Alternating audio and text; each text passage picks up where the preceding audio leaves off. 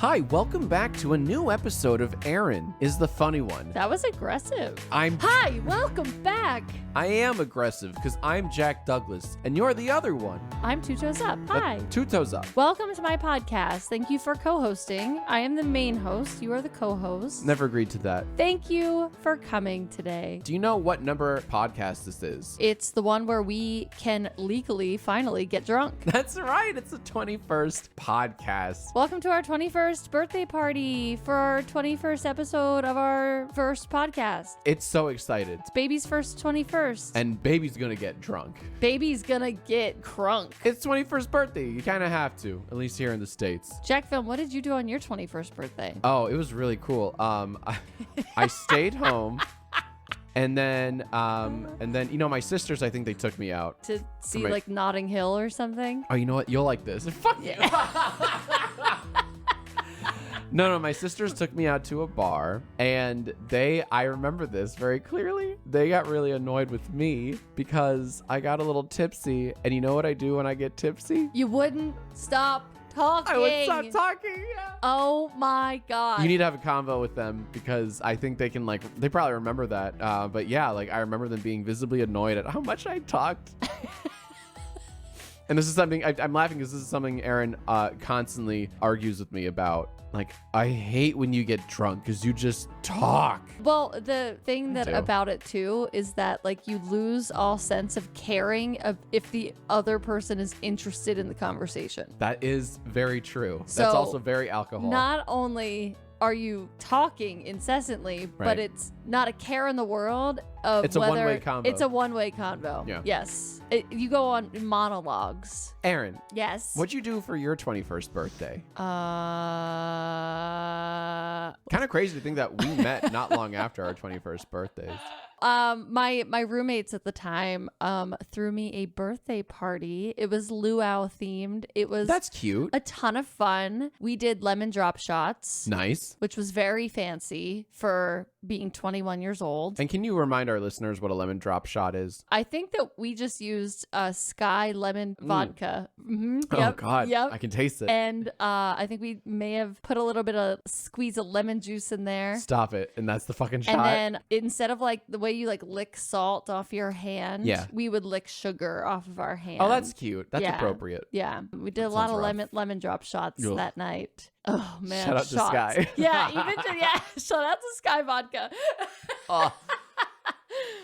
It was a lot of fun. I had a wonderful 21st birthday. And I'm sure I had a great morning after. As I had mentioned last week, my 20th year sucked beyond belief. That's right. I got dumped. I had my worst semester in school. My first semester, my family dog died. I got my wisdom teeth out and had a horrible reaction to it. I got mugged. That was horrible. What a year. My 20th year will forever be branded in my mind as this is the worst. I mean, outside of literally the pandemic. Yeah. Neither here nor there. Wonderful times. I'd say all that you described is worse. So ushering in my 21st year with friends, it was a blast. I had a blast. I can imagine the sense of relief that must have been. Yeah, it was a lot of fun. We had very different 21st birthdays. But enough about us. It's the podcast's 21st birthday. Yes. And we're going to celebrate right now. How do you think the podcast wants to celebrate? Do they want to go to a bar with their sisters? Or do they want to have a luau themed birthday party with their friends? If I'm being honest, I think neither. I think the podcast wants to get right into this week's Wine of the Week. Oh, you know what? This podcast, I knew from the start that it was class. No Sky Vodka lemon drops for this podcast. Not for Erin is the funny one. No. This podcast is oozing with class. I mean, you can basically smell the Chanel from here. Jack Film. Yes. What are we drinking today? I'm so glad you asked. We are drinking a 2016 Chardonnay. Ooh, 2016? Uh-huh. That was a good year. That was a good year, wasn't it? Yeah, that was a fun year. That was a year. We got engaged that year. At the very end, the tail end of 2016. Yes, yeah. And the Chardonnay is titled Lulu Me. I think it's Le Lumi. Le Lumi. Le Lumi. Malay. Le Lumi. It's from France. It's very fancy. It is from France. Just like our Chanel podcast. Our podcast is very fancy. It needs a France Chardonnay. It doesn't do American. No. And it's only 12.5%. But that's because it is class. You don't need high alcohol level to have fun. Also class. You just want that buzz. Class buzz. Class buzz. Yes. Also class is its price tag, $14. Well, at our local Yeah, at our local place. At our local wine shop, we paid $13.99. Let's see what the Vivino app says. See what the app says. I'll give a taste test of this wine. Not my favorite. It's okay. It's not your favorite because it's too classy for you, okay? It must be. Pearls before swine, perhaps. Last week's wine I loved. It was buttery. This is not buttery. It lacks butter. And I want my Chardonnay to be filled and stuffed with tubs of butter. And this one doesn't. I would say this is like a 5 out of 10 for Jack Film. According to the Vivino app, this gets there's only 12 ratings and it has a 3.9 out of 5 stars. That's too high. And the average price point, exactly what we paid for it, $13.99. Good. I wouldn't pay $1 more for it. What just happened? What? Erin's already sloppily throwing her phone at our wine glasses.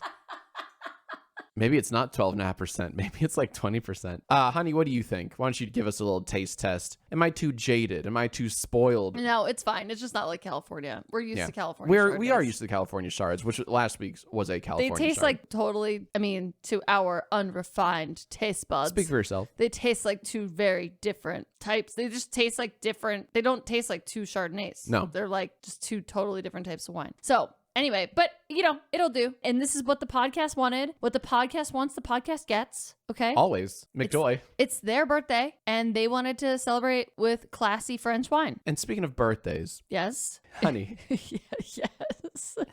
To help celebrate. Scorpio season. No. To help celebrate the 21st episode of this podcast, you just described a very rowdy 21st birthday experience. No, I didn't. Yeah, very rowdy. It was luau themed. Yeah, you did lemon drop shots. But we were perfectly well behaved. It's not like we Doubt it. got arrested or anything like that. Like Well behaved. I don't believe that for a second. For what it could have been, we were well behaved.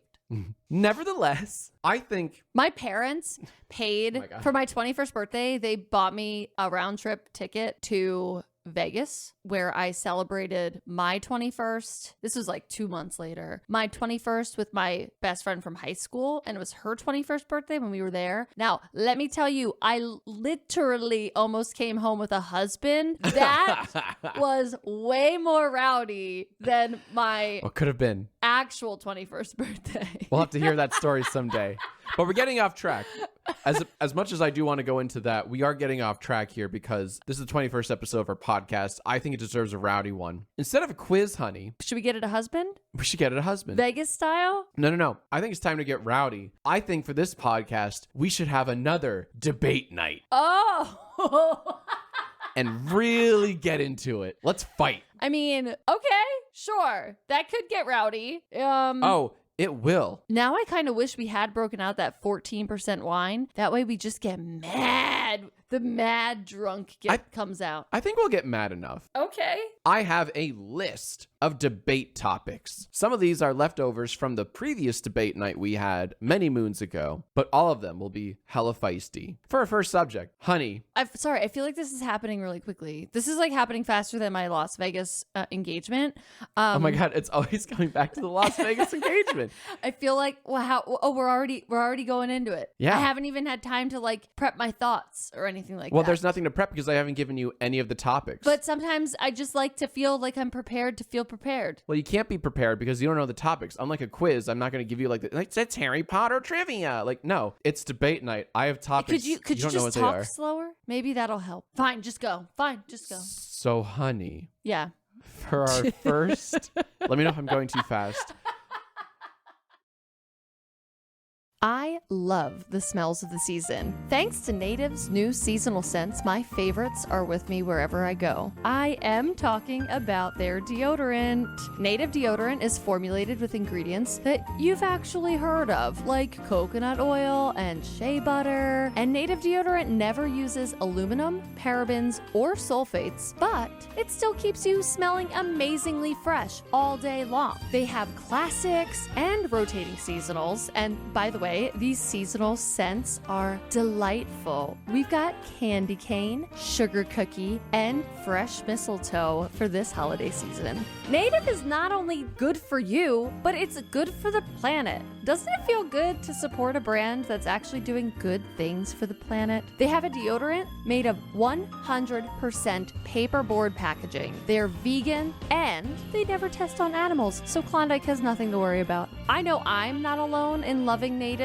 They have over 15,000 5-star reviews. I know that you are gonna love them too. So this holiday season, keep the scents of the season with you with Native's limited time holiday scented deodorants. Go to nativedeodorant.com and use the code Erin, E-R-I-N, to get 20% off your first purchase at checkout. That's nativedeodorant.com, code Erin for 20% off. nativedeodorant.com, code Erin. For our first subject, I want you to rank the Toy Story movies. Oh my gosh. Go. Wait, I don't even okay. I don't even know if I remember them. There are 4 of them. Okay, so first, hold on. For just as a recap, Yeah. the first Toy Story movie, Yeah, Sid is the bad guy. that's right. The second Toy Story movie, the toy shop owner is the bad guy, right? Yeah, sort of. Like He's one of the bad guys. he's like the Al's toy barn or Right. something. The third one, the big stuffed teddy bear is the bad one. That's bad right. guy, right? Yes. And they almost die. That's the one where they almost die. Spoiler alert. That's the one where there's that really great video where someone like re-edited the movie and then screened it with his folks.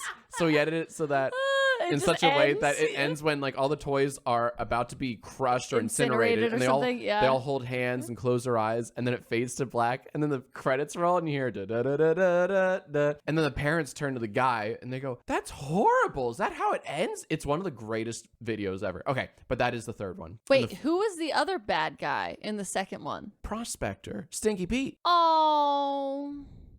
We just watched that recently, didn't we? Oh, we did. Yeah, it was on. And then Toy Story 4. Toy Story 4 was horrible. That was the one I don't remember shit about Toy Story 4. I can't get Bo Peep goes Yeah. like G.I. Jane, basically. Yeah, that's it. I think she loses an arm, maybe? Or they're detachable. I think she keeps like having to tape her she keeps having to limbs or take. something. Right. She's super tough. She's a girl boss. She's a girl boss.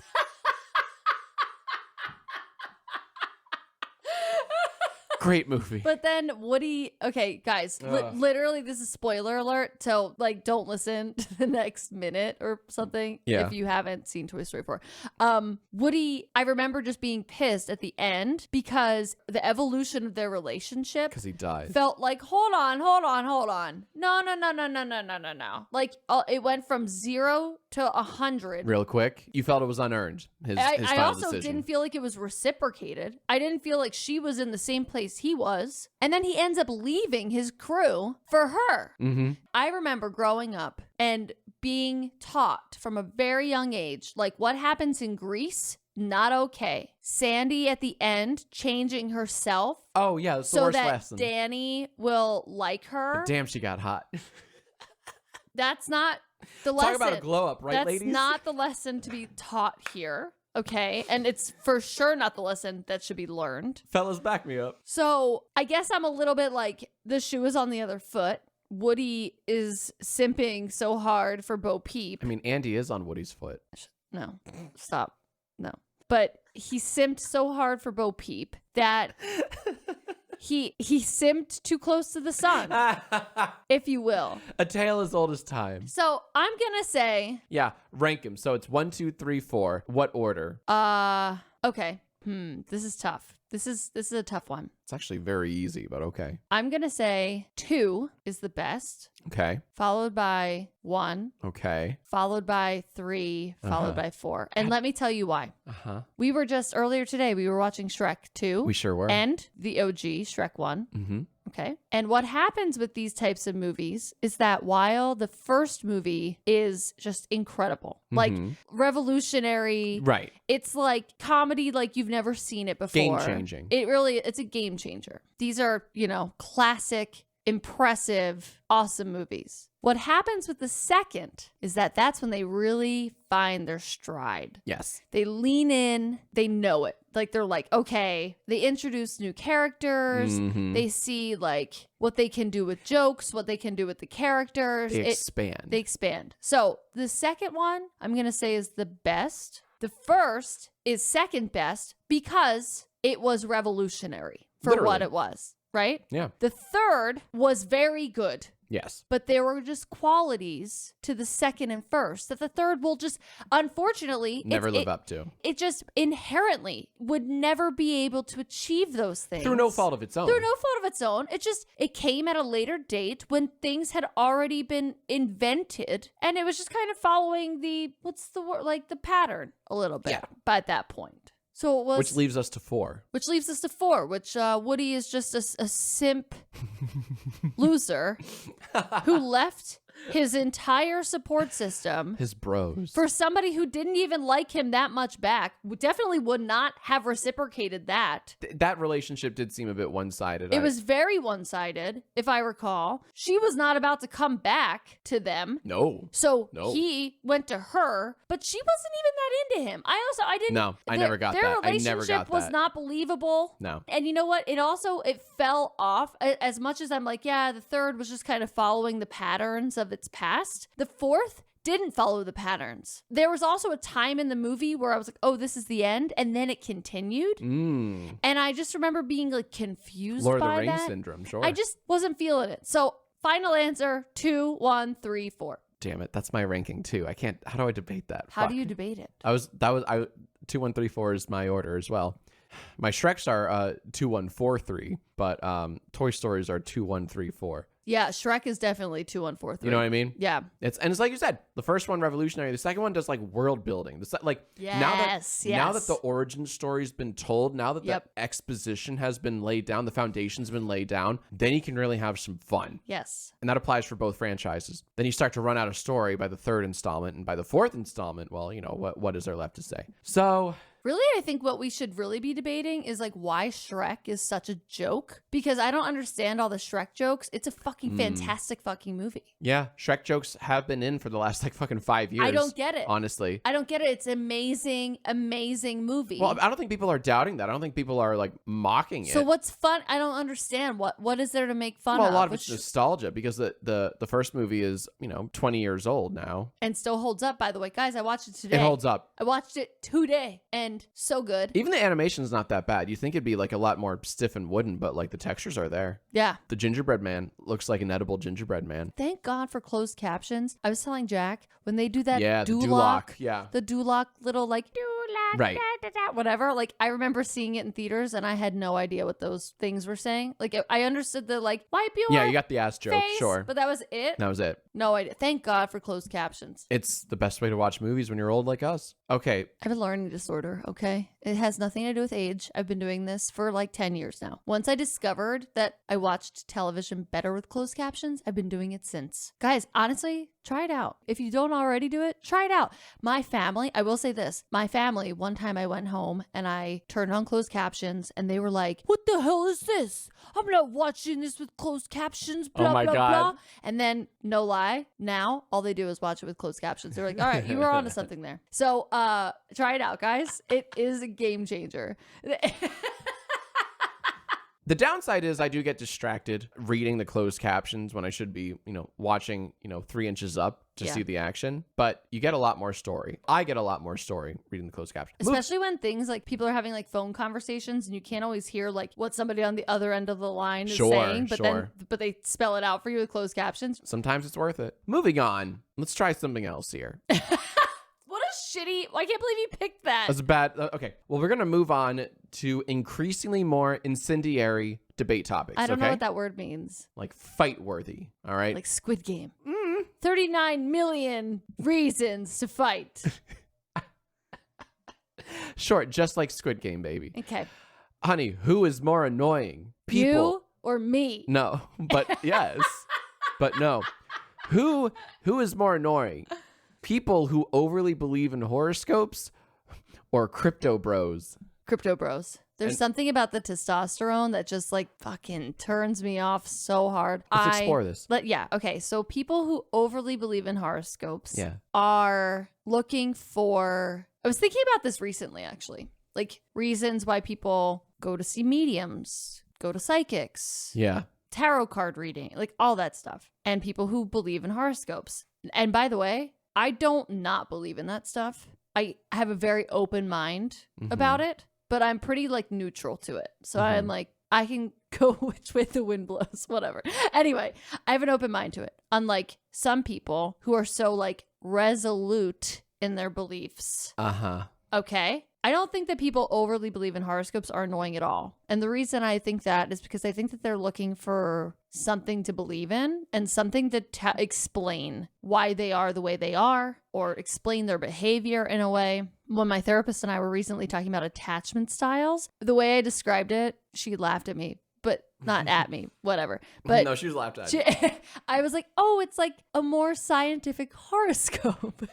This explains why I am the way I am. And she laughed. She was like, yeah, I guess, because it's based on like life experiences, basically, not just like what time of day you were born in what season. I think that people who attach themselves to horoscopes are really, they're looking for like meaning and why things are the way they are. I don't fault anybody for that. Now, crypto bros are those types of people that they say things. Oh, and by the way, I'm like super making a lot of assumptions right now, and I'm stereotyping Much quite like a bit. people who believe in horoscopes. Go on. Yeah, sure. I'm stereotyping quite a bit, but I know, not crypto bros. I don't really know many crypto bros at all, but I know the personality of men who say things with such confidence. I also know some women that do this as well, just to be fair, but they say things with such confidence and they're wrong. They're wrong. They're factually just like completely uneducated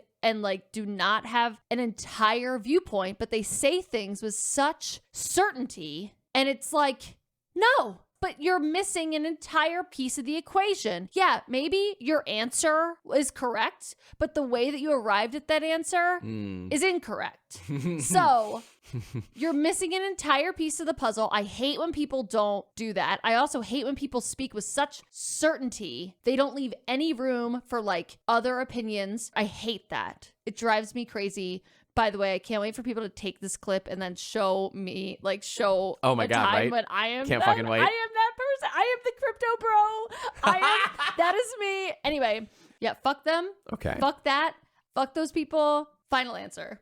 Okay. So I also think that crypto bros are hella annoying. I hate that whole culture. I do. You think it's a culture? Yeah, I do. I really do. Oh, yeah, 100% it's a culture. I see it on Twitter. People just like saying like, you know, this NFT is hella hot, you know. Is an NFT Gorilla a type Gang. of crypto? Yeah, it is. It is? Okay. 100%. Shows how much I know. And Okay. it's the stupidest thing ever. That's why I'm never going to It's like, retire, guys, dude, because I'm not into it's all, crypto. like, honestly, I think a lot of it is just an advanced form of like pyramid schemes. You know, people are just always pushing like this, buy this art, you know, it's for a 3 gamble. Ethereum. It's a, yeah, It's a because people gamble. resell it and, you know, blah, blah, blah. It's just, it's really shitty. You should just get into poker. I feel like at least there's like, you know. Well, hold on. I got a whole point here. Okay, sorry. So I think it's how, like, yeah, the whole crypto bro culture I do hate, and it's very much a culture. Having said that, I think horoscopes, zodiac signs, and traits attributed to when you were born, etc. I do think it's a form of racism. I think it's a form of like, shut up. You do not actually think that. People who are like, I will never, as a blank, you know, pick a zodiac sign. Yeah. Because I don't know the relationships. Cancer. Sure. As a Cancer, I will never date a blank. Cancer. Right. Yeah. We're both cancers. I know, but That's but stop. My whole point My whole point is like people who say like in their bios, like as a Scorpio, I will never date a Capricorn or whatever the fuck. And they mean it. They don't mean it. No, You don't think? I don't know. You don't think? I don't. I think they do. And those are the shittiest people. They're like, I will never date someone who is born between these two dates. That makes no sense. And I don't want to defend crypto bros, but at least they can have they can rely on actual like mathematical figures and shit. Stuff that I don't understand, by the way. I don't claim to understand any of it, but I genuinely do not understand the horoscope people who are like, I'm incompatible with Libras. But I am. But like, it's people who overly believe in that shit and like make decisions on Why like does that what bother you, relationships they form. Form of racism. What a dumb thing to say. What? It's a form of discrimination. Okay. For lack of a better term. It's a form of discrimination. Sure. Okay, for sure. sure. It is. I will never, so long as I live, build a relationship with a Taurus because I'm a water sign or whatever the fuck. I don't know. And I refuse to learn because it's fucking like witchcraft and wizardry. It's like, fuck that shit. It means nothing. Why are you so mad at it though? Because people honestly believe it, and that drives me insane. It's like, no, there's actual like science out there. So people encouraging others to like literally lose their hard-earned money potentially, that bothers you less than people who just like are trying to find certainty in the world and find ways. We're all trying to find certainty. How in the is world. it any different than like people saying like, I'm an ENFT, I could never date an ISTJ, or I'm an Enneagram 7, I could never date an Enneagram 6. Wait, what are those? What's the latter you just said? Oh, you just invited us to take Enneagram tests. I can't wait. I'm good. No, the former, I think there's more sense in the former argument you made. Why? Because it's based on like personality traits. But perhaps there are personality traits associated with signs. I mean, yes, there are personality traits associated with signs if you believe that, and I don't. I think it's silly to say like, why don't you believe it? because I think it's silly to say like, as a Cancer, I feel this emotion, I feel this strongly about this. That doesn't make any sense to me. You know what doesn't make any sense to me, Jack? What's that? How about the fact that you claim that you're like an atheist, but then every time that like you have a headache, you think you're gonna die and go to hell? Tell me about hell if you're an atheist. Help me understand that. First off, agnostic. Don't get it twisted. Okay. You've Big difference. recently changed that because you used to claim that you were an atheist. Sure. And so I don't know when you've decided to become agnostic. I think in my Draw My Life, But back in like 2013, I said I was agnostic. Probably just because you didn't want to scare your parents. They were like, oh no. Too real. He'll never be able to come to church with us now. This is why debate night is so appropriate for the 21st episode. We get rowdy. Okay, This is what I wanted. Hold on. But also, tell me about this agnostic hell. Who opens the hell gates? Who opens the hell gates if you're Zeus. agnostic? Yeah, we believe in Zeus. Doesn't that mean that you are like a Greek god man person? No, I'm sorry. Let me rephrase that. Only Tauruses can open the gates of hell because they're not a water sign. I don't know. They're not a water sign. Yeah, there you go. Can we just agree that both crypto Don't bros... touch me.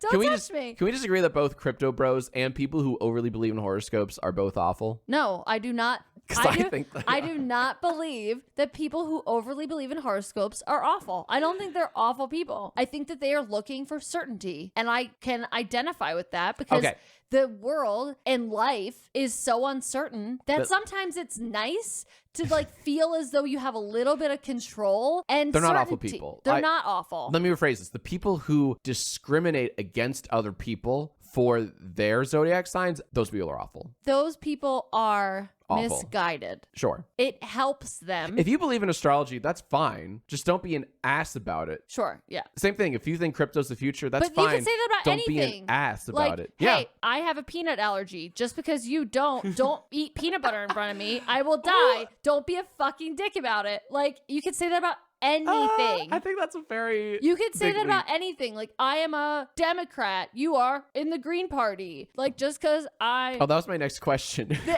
like, just because we don't have similar beliefs and I love drinking out of plastic water bottles, like... Don't come at me, bro. Like, don't be Right. a jerk to me. I don't know. Like, you could say that about anything. Just because I go to church and you don't. Don't be a jerk to me. You go to church? I don't go to. I haven't been. I know. No. All right, that was a good debate topic. Next time. Honestly, we could probably talk about that for the entire time because I wholeheartedly disagree with you. We could, but I think our listeners would rather us move on. I got something pretty juicy here. Honey, which franchise is more dead? Which franchise is more dead? The Hunger Games or Game of Thrones? Oh, that's a good one. Wow, that's a movie we watched recently too. Yeah. We watched Hunger Games like a week ago. We tried to.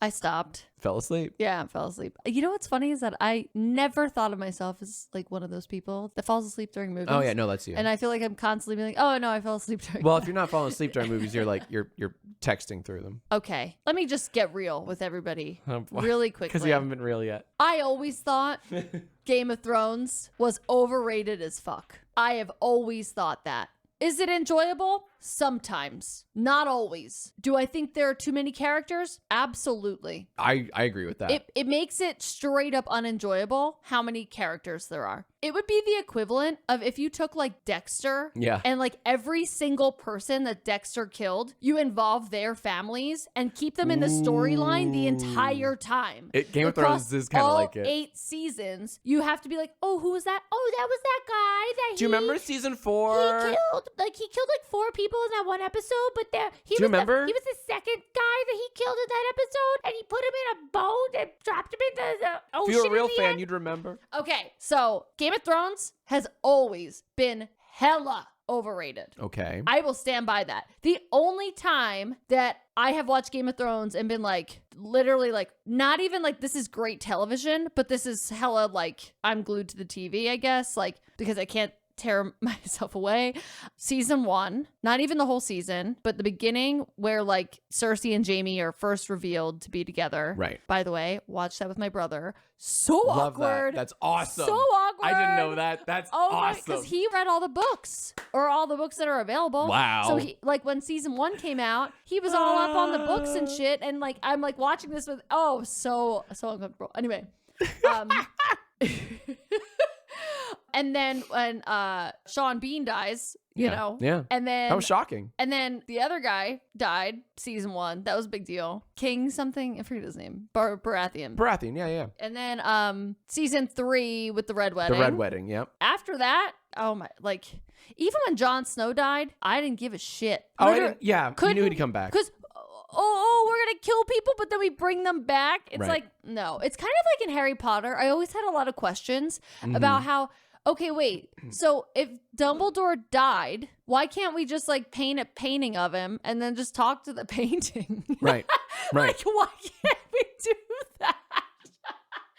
Well, I don't get it. Like all the other paintings would talk to you and they'd like travel in between other paintings and go talk to the like other character. I don't know. Anyway, so I'm going to say that I don't think Hunger Games ever reached the level that Game of Thrones did. And what do they say? The taller they are, the harder they fall. What is it? The bigger they are, the harder they fall. The bigger they are. You're almost there. The harder they fall. Thus, because Game of Thrones was, I think, way more popular than Hunger Games ever was, at least for a much more extended period of time, it fell harder and is way more dead. Final answer. Game of Thrones. Okay. That entire tirade, I had no idea which side you're going to end up on. I'm forced to debate the other side. Well, no. I mean, you haven't been, though. You haven't been following that rule the whole time. No, I have not. But well, I guess you're this. a little agnostic with the rules, too. Just pick and choose what we feel like we believing in. I guess I won't believe in God, but I'll believe in hell. La, la, la, la, la. It's like cafeteria religion. Anyway, continue. Are you done? Yes. Hunger Games. Jack, what did you think of the Hunger Games since you recently watched it? Yeah, the first one. Yeah. I thought it was fine, but I didn't think it was amazing. I thought it was a fun single movie, not something to make an entire franchise out of. You thought a movie about a bunch of teenagers Jesus killing Christ. each other. That's fine. Starving, dying, being brutally wounded. It's fine. For all of literally the world to watch. Mm-hmm. You thought that was fun? It was. That was fun for you? I didn't say fun. You said fun. Fine. No, you said fun. I did? Yes. It was fun. It was a good ride. But here's the thing. Yeah, Game of Thrones was the hottest show for a very long time until it really wasn't. Until they just butchered the last couple of seasons and that ending, that whole last season. But the Hunger Games, it was hot for a much shorter amount of time. There was a period where the first two movies, the second movie was the pinnacle. The second movie was the peak of its popularity. Rave reviews, the second movie got. I remember that. Really? Yeah. Oh, yeah. Wow. was That a was big the deal. one that I was like, oh, I don't want to watch this. This is stupid. And then they did that fucking meme where they take the third book, very popular movie at the time, And split it split up into into two movies. Yes. The Twilight series, the Harry Potter series, and then now the Hunger Games series. I think that fucking killed it. If they weren't greedy, if they just kept it all in one movie, it could be a pretty solid contender. I don't think it would have rivaled like Harry Potter or anything, but like I think by the time the fourth and final Hunger Games movie came out, no one gave a shit because the third movie was so blah. The third movie, I think mean the third third movie killed it. movie- The third third- movie killed the franchise. You think the third movie? Mockingjay so not Part the 1. fourth movie, but the third. No, because I think the fourth movie was better than the third, but nothing happens in the third. It's all build up for the fourth. I actually think I do remember that. I read the books. Mhm. So watching the movies, it's like almost hard to like watch it without being biased a little because you know where the story is going Yeah. for the most part. And so it's hard to see it clearly a lot of times because I could see like rewatching the first one now. I'm like, wow, they're just like, they're flying through this plot. Like it's like bam, bam, and then we're there, and then we're there, and then we're there. And now we're in it, and now we're like doing this, and now we're doing that. And I remember like in the movie, she was with Rue for like 4 seconds. Yeah. Like I literally like went to the bathroom, hadn't really met Rue yet. All of a sudden I come back from the bathroom, Rue is dead. Yeah. Like And you feel nothing because there's I no didn't- like but like attachment. the attachment in the book, I remember being like really Yeah, attached. yeah. So like watching it in the movie the first Gotcha. time, I It gets remember lost in like translation. I remember feeling it because I knew what Rue represented and what that was. And, like, Gotcha. anyway, so man, now we're gonna have to watch all 4 fucking Hunger Games movies. Can we skip the third? I think it's the Shrek 3 of Hunger Games movies. I don't think anything like because I remember the second movie of the Hunger Games ends with like the promise of revolution. You know, they carry Katniss out of the biosphere or whatever the fuck, and they're like, "Welcome to the revolution, motherfucker." and you're all like amped up. The credits roll, and you're like, "Oh, here we fucking go." Oh, she's gonna overthrow, President Snow. It's Pan gonna Am. be dope. Pan Am, right? Yeah. And then the third movie happens, and it's just build up, build up, build up, build up, build up. Up, credits roll, and you're like, "What the fuck?" And then the fourth movie comes out. Stakes are higher. People actually die in the fourth movie. They have some cool traps in the fourth movie. But Wow, you like, remember a lot about this. yeah, but it doesn't matter. Did 'cause we see it together? I think we did. I think we did. No, we Yeah. did. But it doesn't matter because the third movie killed the momentum. It killed it. It was the Dexter season 8 of Hunger Games movies. Who do It we write a letter killed it. to? Who do we write a letter to? Katniss. Katniss Everdeen. But that's the thing. Like the franchise is dead because we no longer see what's the actress's name who played Katniss. Jennifer Lawrence. We don't even see Jennifer Lawrence as Katniss anymore. What do you mean? We See her as like Joy from the movie Joy. And that's a deep cut. Shit. I mean, relatively speaking. No, but I feel like we don't see her as the Katniss actress anymore. She's her own thing now. But well, that's like, because she sucked as Katniss. Remember, we were watching the first movie, obviously, as I've said. Some of the lines in the movie are so cringy. She's such a bad actress in them. I'm like, how did she get this job? Like, she was like, "Come here, little duck. Let me tuck Right. you in, little duck." yeah, It's we just we like, make fun of Little Duck every day. Oh. So cringe. I'll say this. One other thing to support my argument that The Hunger Games is the deader franchise relative to Game of Thrones. Game of Thrones was extremely meme-worthy. At its absolute peak, there were Red Wedding memes. There were King of the North memes. Oh my God, so many fucking memes I can't even remember. I don't remember a single Hunger Games meme. Is that an exaggeration? I don't think so. There were Name memes. No, there were. I don't know, but there were memes. They definitely made fun of that cornucopia and something. There were You don't memes. even know. You don't even know. There were memes. There were for sure memes. How about Even at its peak, it didn't hold a candle. off the top of my head? I'm like, we could totally make a meme out of PETA throwing a loaf of bread at. Sure, that is a meme. You know what? That's fair. Yeah, like tossing it in the rain or whatever. Like, yeah, fend for yourself. Sure, that's hilarious. Great meme moment, but you don't see it. It is dead. Game of Thrones died, and there's going to be a new, I forget what it's called, like House of Dragons or something, all about like the origins of the Targaryen family. I don't give a shit. I will not be watching it because I just don't care anymore. HBO is trying to get us to care again about the Game of Thrones franchise. That to me makes that more dead than anything else. Is that like you guys killed something that was so great, quote unquote. I know. Great. I'm feeding into your argument. Great, exactly. Yeah. I win this debate. Game of Thrones is way deader. I don't know. It has lost its giant millions people audience. That's how dead that shit is. Listeners, if you have an opinion on which show is more dead, Or any of the other things that we're debating, please call our hotline at DadHugMe10. that way I can text you and harass you if you disagree with me. That's not funny, but true. Very true. Okay, honey. Yeah. Who has better music taste, you or me? Me times 1,000. Let's explore that. Like, you don't even know music. You literally only know music that was If you could see my face. Jack. Who showed you Dave Matthews Band? Who showed me? Like, how did you become involved with Dave Matthews Band? I guess my sister? How did you become involved with Ben Folds? I don't recall. Like, I'm trying to remember. He came to my college. How did I get involved with Ben Folds? Wow, it must mean a lot to you. Oh, it may have been my Sister? first girlfriend in college. Okay, what other music do you even listen to? Like, do you listen to music? Okay, here's the thing. Yeah, huh? Well, I'm into Lil Nas X. No? Yeah. How into Lil Nas Industry X? Baby's a jam. It's a bop. And I like some Doja Cat. If it weren't for me being on TikTok, you wouldn't fucking know anything about Lil Nas X. Just wait until we get to your music tastes. But I like Red Hot Chili Peppers, They're older stuff, of course. Look, it's less about how good my music tastes are and much more about how bad your music tastes are. Tell me. I would love to. Please. I'm so excited. Describe how bad my music taste is. I would Erin. love to hear why you think that hold on. Can we just be real? Do you actually think I have bad taste in music? Why did I include it on our list of topics? I am so mad right now. Are you kidding me?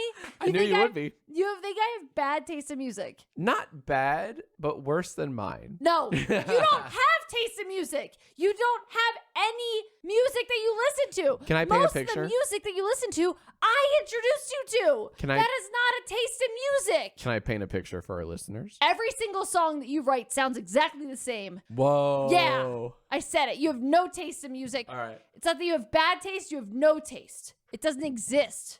So when we drive to and from the gym that we go to, Erin plays the same 5 songs. That's not true.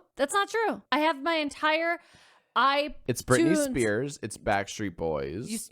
Okay. Yes. Great. Hamilton. Great. Maybe Christina Aguilera. Great. Just more very like Oh, you're just gonna stop there. 90s, early O's. Why do you say that like it's a bad thing? That's not bad music. That's amazing music. That is fantastic. Tell me you don't get pumped for the gym on the ride over. Tell me you don't. I'm sorry. I forgot. And WAP. Certified Freak, man. Yeah. 7 days a week. It's a great song. It's the same 5 songs. That's not true. Who introduced you to 5? Baby When the Lights Go Out. Not you. Yes, huh? I knew that song when I was in middle school. No, yes. but I reintroduced it to you. Who introduced you to Faded? You can't Who introduced you to Soul Decision Faded? You did. Who introduced you to Jackson Brown? You did. Yeah, huh? Yep. What are you looking up? What are you looking up? I'm looking at my iTunes. I'm looking up what I most recently played on iTunes. Who introduced you to Olivia Rodrigo? TikTok. Who introduced you to Lil Nas X? Who introduced you to Dua Lipa? Hold on. Who introduced you to Doja Cat? You did not. Me. You didn't introduce me to Lil Nas X. Yes, I did. Did you? Yes, I did. How? From TikTok. You didn't know who he was before TikTok. I don't know about that. Yes. Yes. And by the way, it's not just the same 5 songs. You may have named 5 artists. And yes, they are very frequent artists. What about Kelly Clarkson? Love Kelly Clarkson. Oh my God. What about the Mistletones? Yep. What about Keith Urban? We listened to Keith Urban the other day and Carrie Underwood. We listened to her the other day. Taylor Swift? You didn't even name Taylor Swift. You know. Oh my God. You know that shit's good. And you know it's more than 5 songs. Taylor Swift. You're right. Guys, I think Erin is genuinely mad. I am. Because your music taste consists of things my sister introduced me to. No. Or my ex-girlfriend from my first year in college. But besides that, you have zero taste in music. You don't have any exposure to new music. Everything that I've introduced you to has opened up your world to new things. And yeah, Hamilton is a fucking amazing musical. And it's great music, as is Wicked, as is Hairspray. I forgot Wicked. Okay? All great things. It is a lot of Wicked. What about Adele? I've got some Adele here. I've got Amy Winehouse. Ariana Grande, Ashley Simpson. We listened to that the other day. Tried talking shit on her. BB Mac. I would love to talk shit on Ashley Simpson. BB Mac, Billie Eilish. Okay. Got some Bush. What's Bush? Bush the band. I'm drawing a blank. You don't know Bush? What do they do? That song Shallow that I sing. Not Shallow. Swallowed. Oh, okay. What the hell's wrong with you, man? The Jonas Brothers? You know that's some good shit. Oh, I don't even need to go on. I win. You have horrible taste in music. I have amazing taste in music. Look, I may have not thought this topic of debate thoroughly. Yeah. We're going to move on and pretend it didn't happen. Are you having an identity crisis because you realize you don't actually have any taste in music? Like Always. You're like, I don't listen to music, I guess. Do I? Okay. Screw you. Erin. Yes. What is the perfect Christmas movie?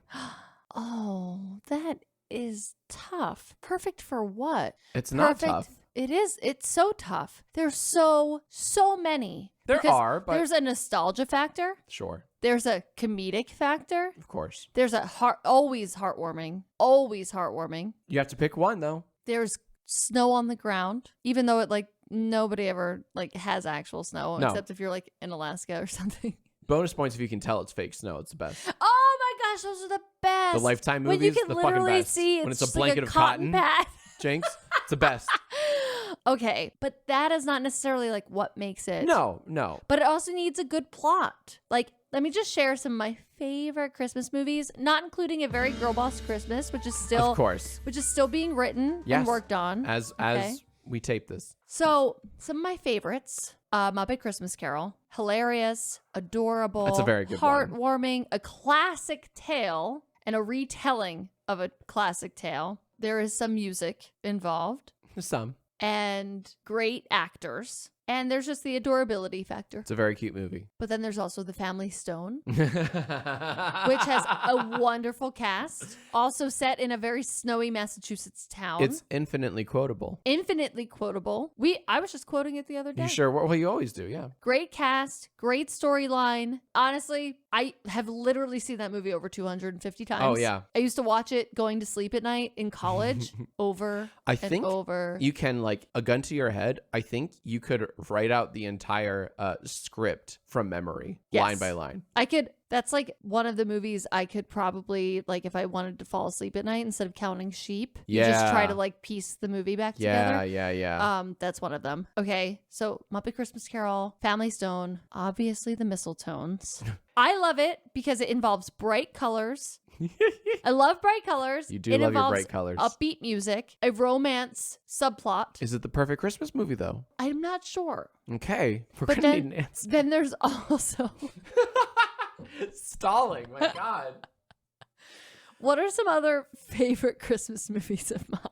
Window Wonderland. Oh, that's a great one. That is a good one. You really liked that one. one. Yeah, that was a good one. Didn't the actor from that tweet at you or something when you tweeted at him? I think he either retweeted or liked my tweet. Or quote tweeted or something. But I was talking about how much you were this movie probably sucks. And then you're like, wow, this actor is actually super good. He's so good. Why isn't he in more things? By the way, guys, if you guys come across Window Wonderland, I think it was a Lifetime original movie. Yeah. The main actor in it is so good. He steals the show. Steals the show. He's like a young, what's the guy from Community's name? Joel McHale? Joel McHale. He's like a young Joel McHale. Oh, I agree. Yeah. They kind of look alike. They have a very similar demeanor kind of thing mannerisms, going on. Yeah. All right.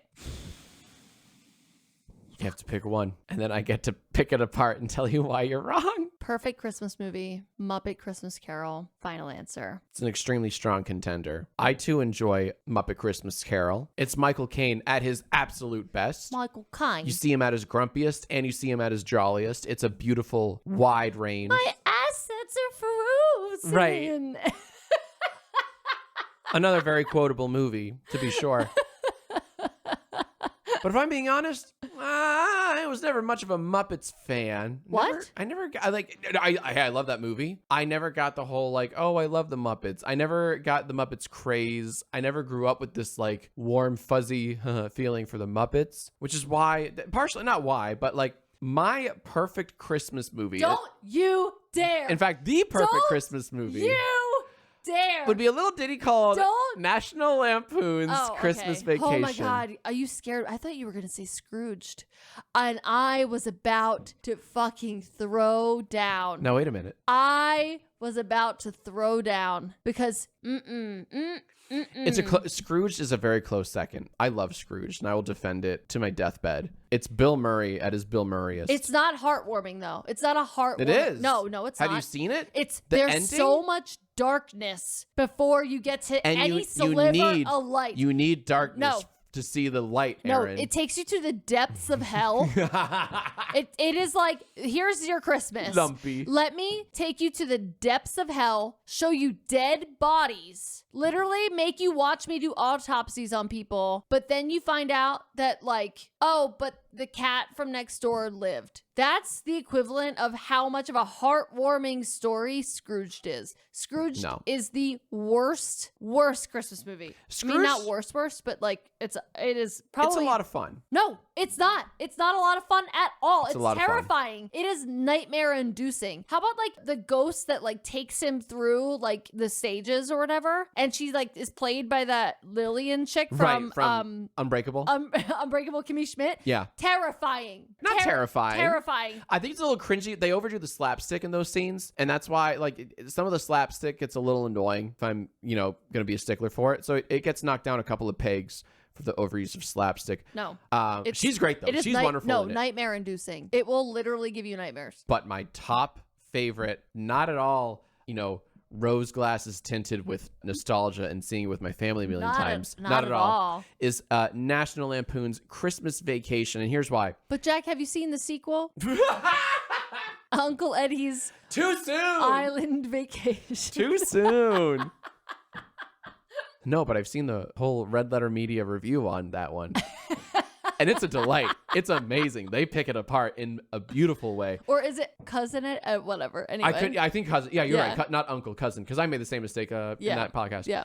Here's why. I have to defend myself, right? So, yes, I am a bit biased in that this is 100% a family movie. It's something that we always watch together every Christmas for the last, 20 fucking Christmases at least. And I'm sure we'll see it again this year at some point. But it's our family stone. We can quote it forwards and backwards. Yeah. I enjoy it because it is laugh out loud funny. It's edgy.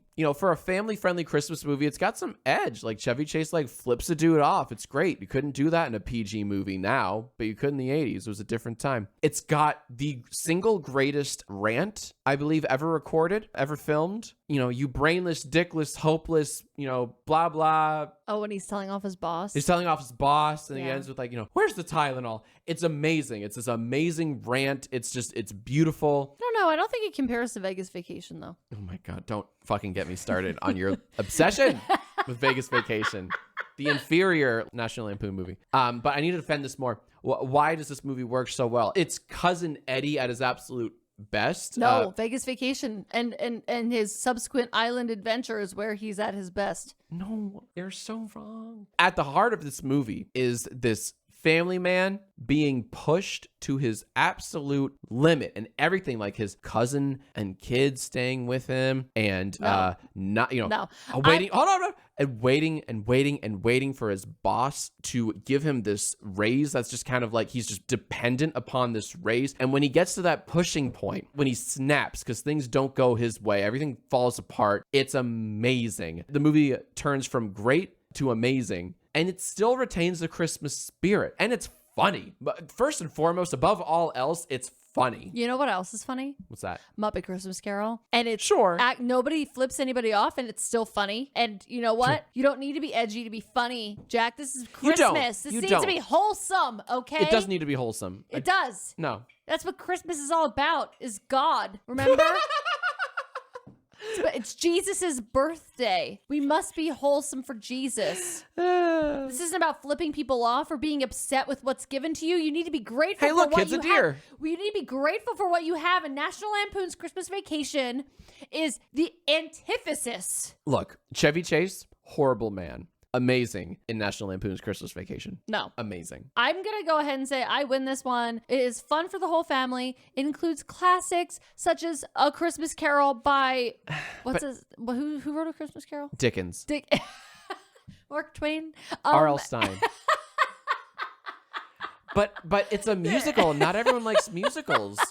Some people think musicals are cringe. You even admitted it's barely a musical. They cut a whole fucking song from A Muppet's Christmas Carol because it was too sad. Because it was too cringe. No, because it was too sad. The kids in the theater were like, yo, this is fucking cringe, dude. You just posted cringe. No, go on YouTube. You guys can see the video. It's a beautiful song. It's a beautiful song. For a children's movie, it's fucking slow as shit. You're slow as shit. It's like something with love. Like, Jesus, what a downer. I want to shoot myself. It's so like, oh my God, can we get back to the Muppets? Listen, he had been treating her like shit because he was too focused on money. Wow, it sounds so fun. And he tried to say, like, I'm doing this for us. And it's like, bullshit. Don't gaslight me, bro. Wow, where can I rent this fun movie? It is so funny. Gonzo as Charles Dickens is amazing. Like the lamp, not the rat. Like the lamp, not the rat. It's adorable. You guys will laugh out loud.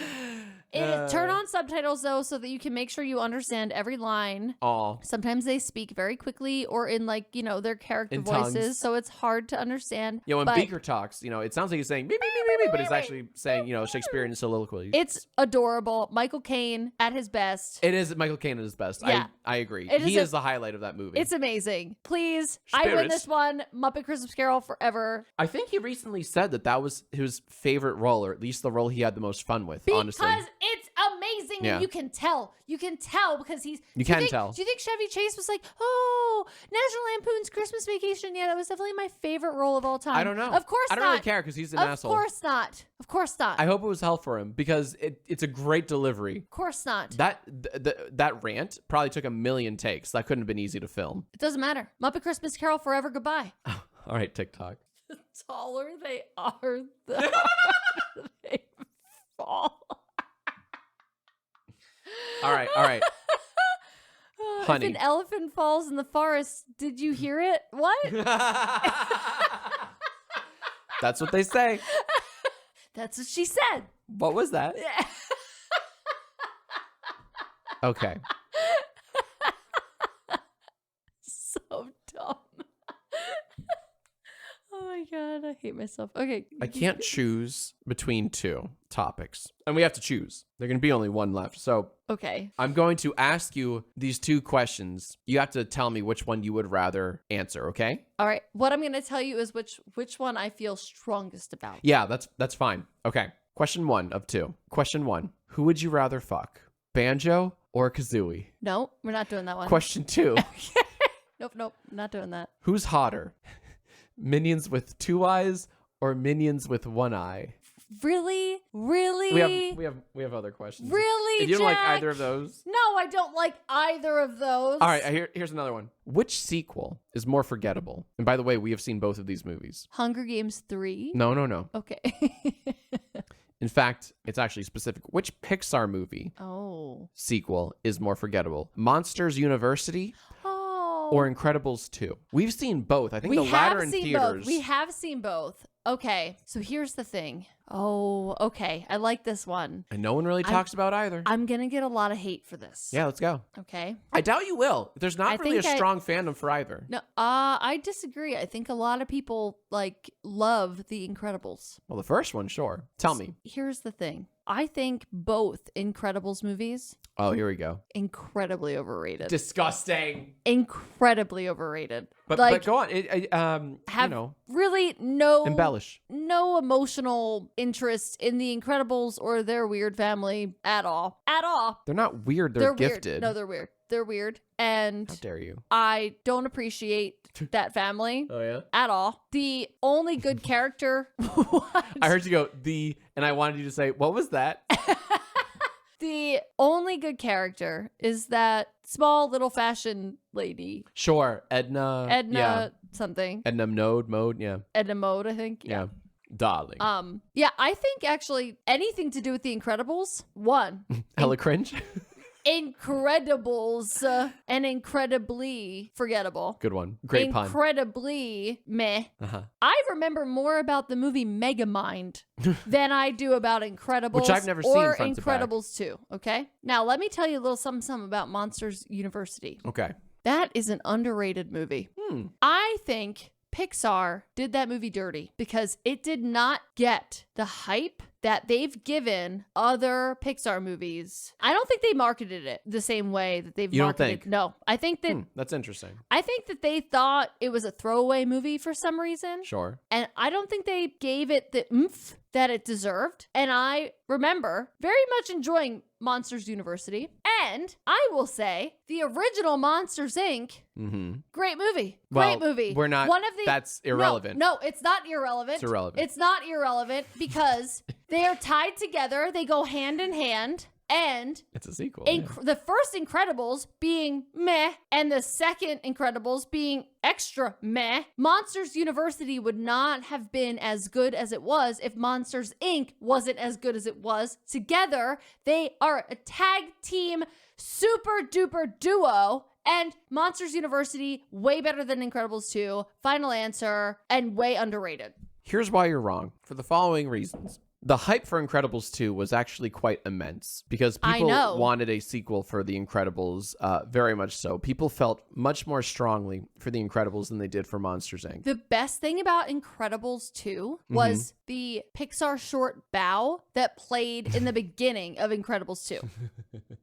Forgot about that. That was a good one. The family lives on in Incredibles 2. Honey, did you know that Disney Plus currently has a Monsters, Inc.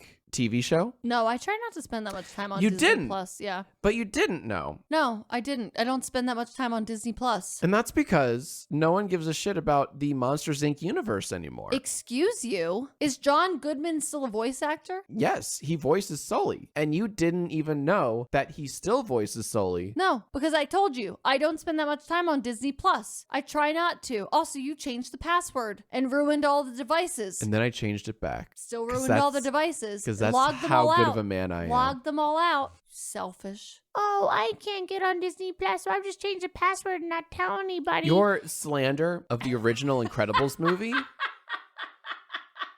really left a pit in my heart, honey.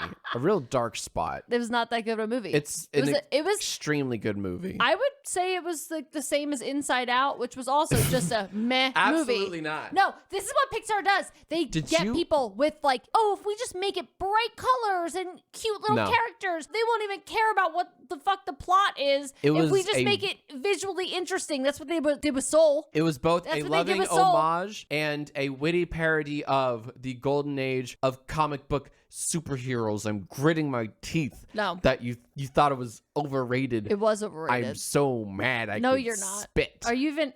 Shut up. You're not even mad. You don't care because you agree. I actually quite liked it. I saw a movie in theaters, the first Incredibles. I didn't. When I was a young little boy, I saw it with my then girlfriend in high school. You didn't have a girlfriend in high school. I did. You didn't.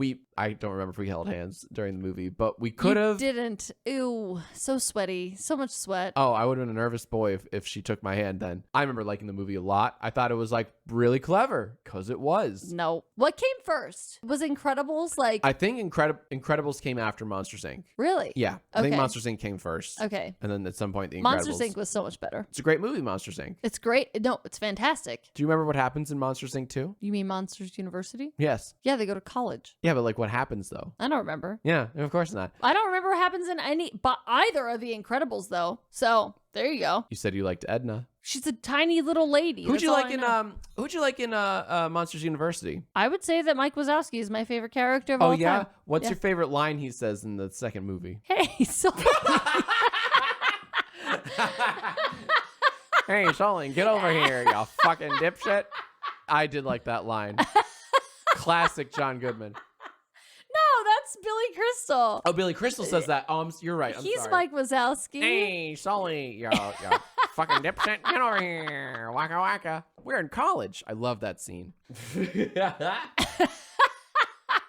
Can we just call it a day and like just say I won? I won. I Yeah. won debate night. Your I will say choices this. suck. You don't Yeah. even remember Incredibles 2. I will say this. I remember more. I'll tell you what happened in Bow, but I don't. No, I no one's can't tell asking you what that. happened in Incredibles 2. How about this? I will concede defeat and say that you are a generally much better debater than I am. You're much feistier and more passionate, And I have a way even when you're wrong. better taste in music than you do I'm by just- far. It's not that you have a better, it's that I can't defend myself nearly Because as you- well as you can defend yourself. because you literally tell me about what music you have on your phone. Like, do you even have music on your phone? No, I don't. Do you have because music Music anywhere? has changed drastically. Yeah. The the digital distribution of Yeah. music has changed dramatically Okay. in the last 15 years. Okay, let me tell you a little bit about my. I want to resurrect my old iPod Nano. Oh, you mean you want to switch to an Apple product that contains all of your Apple Music? We're not talking about Android versus Apple. That was our previous debate night, which I'm still salty about. You literally just said I want to resurrect my iPod Nano. Like you're like I loved that thing. It was a great product. because it's an Apple product. Well, and no. it's now owned by Apple Music. It was a Steve Jobs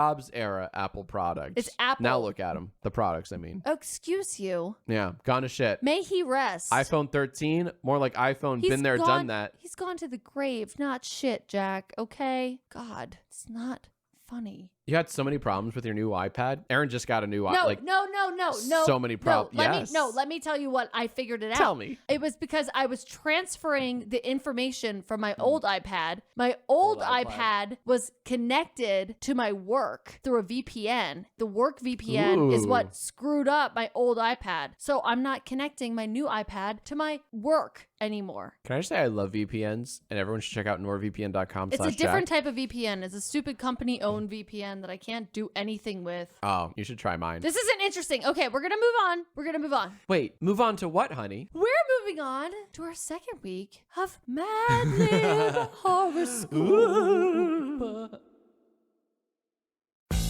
Inner peace is great and all, but you know what's better? Making it to level 1000 in Best Fiends. That's what true satisfaction feels like. Currently, I'm at level 69, and I kind of love how you can play all the puzzles offline.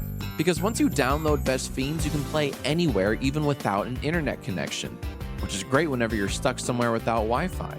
Collect tons of fiends that get powered up as you play more levels. Every win brings new challenges, thousands of puzzles to play. And on top of that, new in-game events are added all the time. In other words, you're not gonna run out of stuff to do with Best Fiends. So go ahead and let enough is never enough be your new mantra. Download Best Fiends for free from the App Store or Google Play. Plus, earn even more with $5 worth of in-game rewards when you reach level 5. That's friends without the R. Best Fiends.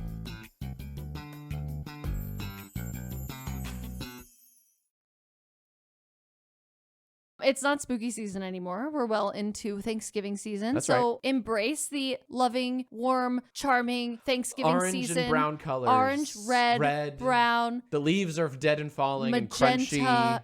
We're embracing cornucopias. the cornucopias and fall and the heat being turned on and it being chilly and having it's comfy season, everybody. I love comfy So, season. But pumpkins. this week, those Friggin' gods, man. They have their out of office turned on. They won't answer phone calls. Lazy. They never even got their PTO approved. Jack, what does PTO stand for?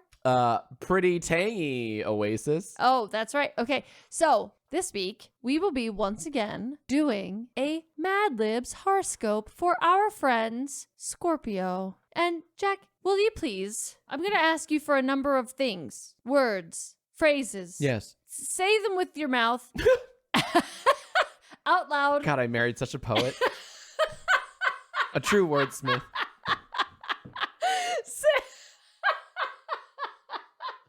Honey, you should have been a writer. I am a writer. Oh, that's a shame. Okay, Jack Film, I'm going to ask you to give me a number of things. Okay. And just give them to me. And then you are going to be today's God, if you will, when it comes I've always wanted to be today's God. when it comes to Scorpio's horoscope. Okay. Okay? Give me an adjective. Frumpy. Give me another adjective. Wet. Give me a curse word. Shit. Can you give me a curse word in the form of an adjective? Mm-hmm. Like, so it'd be like shitty. Fucky. What is something you'd call someone to insult them? Mouth breather. I feel like I'm in the hot seat of like the $100,000 pyramid or something. What is a measurement / like period of time or unit of time? Nanosecond. Could you give me a descriptor of a personality type? Like how might you describe somebody's personality? Gotcha. Mousy. Give me a flavor. Vanilla. Give me another zodiac sign. Capricorn. This is fun. I like being on this side of it. Last week I was on the other. This is a nice change of pace. Could you give me a bodily function ending in ing? Literally anything that a body does at all. Oozing be one? Sure. Okay. It's just a good word. Could you give me the name of a fictional character? Dobby. Could you give me something that Dobby would say? Dobby is free, sir. Classic Dobby. You know what I'm saying, listeners? You get it. Could you give me the name of a YouTuber? Dave Days. Could you give me the name of a TikTok star? Oh, God. I'll try. Who's the makeup person? Oh, Michaela Aguerno or something? Michaela Naguero? Michaela. Hold on, let me look up her name really quickly. Yeah. Noguera. Michaela. Noguera? Noguera. Michaela Noguera. Okay. Could you give me the name of an electronic assistant or a virtual assistant? Yeah. Siri. Could you give me a celebratory exclamation? Poggers. Could you give me a verb? Present tense. Yes. Kick. Could you give me an article of clothing? Skirt. And could you give me another measurement or period or unit of time? Time, yes. Epoch. What? No. Fortnite. Are you ready? Jack Film. I am ready. Scorpio. This Scorpio season is turning out to be quite frumpy, don't you think? I do. It's comfy season after all. Mm-hmm. That's how I feel anyway. You know what else I feel? That Scorpios are taking up too much of our time and energy. Those wet, fucky mouth breathers. Ugh. One more nanosecond with mousy Scorpio and that's it. Then they have to leave the planet because we're working under a tight time frame. Let's make this week's horoscope vanilla. This week, Scorpio, you will be forced to hang out with Capricorn. Ugh. Everyone knows this is the worst time of year to hang out with Capricorn, as this is when they do the most oozing. Not only that, but they've picked up this weird habit where they won't stop talking like Dobby. They're all like, Dobby is free, sir. All the damn time. Oh no.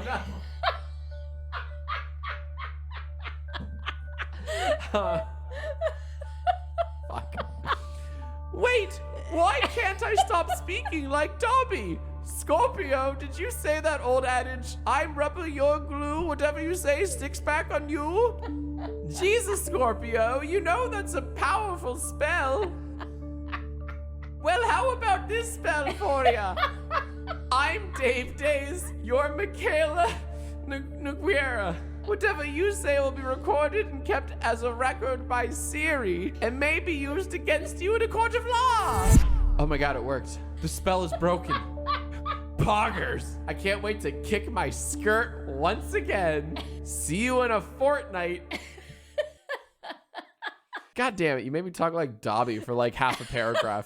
That fucking sucked. That was fun. That was fun. Great horoscope. And there you go, Scorpios. Remember that. Someday, the gods are going to come back from their extended 30-day whatever vacation that Jack Film awarded them when he hired them. And That's right. we'll have horoscopes for all the signs. Haven't forgotten that, But huh? in the meantime, this is the way that we are able to do it. And Scorpio, it sounds like you end up on the winning side. Yeah, that's one way to interpret. And we freed Dobby once again. Once again, Dobby is yet again a free elf. Thank you guys so much. That's our 21st episode. For tuning in. I was doing lemon drop shots the entire time. I don't know about Jack Film over here, but And she didn't even use sugar. it was, you don't need it. I'm sweet as sugar. It's in me, you know? If that's what you want to believe. Yeah, honey. Guys, thank you so much for listening. Debate night. Once again, we're here. I won debate night again. Please. You are a better debater. I hate to admit it, but you are. I'm mostly just louder. Keep tuning in. And if you have any more debate topics for us or just other things you want us to quiz each other on or talk about, please call us at our hotline at DadHugMe10. Can't wait to hear from you guys. I love interacting with all of you. So find me on Instagram or Twitter, DM me, at me on Twitter, Yeah. whatever it is. She will respond. It's creepy. 99% of the time I will respond. Thank you so much. I can't wait to talk to you guys again. Again, also, hotline number, DadHugMe10. Don't forget. Mm-hmm. See you guys next week. Dobby is free.